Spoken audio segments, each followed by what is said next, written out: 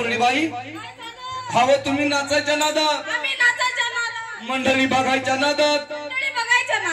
ड्युटीवर बसलेलं बारक पोर काय करतोय माहित आहे का मुरळीबाईकडे वाका वाका वाका बघतोय बाय ह्यांना पाहुण्याला म्हणलं ड्युटी पेटवाय ना साधी गाड्याला साधी ड्युटी पेटवाय ना सासूचं घर गावा पेटवायचं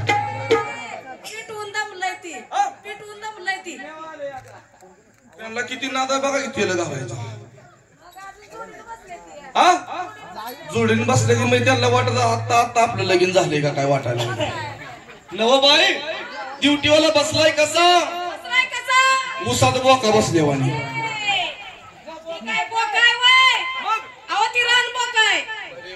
त्याच्याकडे जाऊ नका लय खवीस पाहून नाही ती त्यानं सकाळपासून माझा पिठा पाडला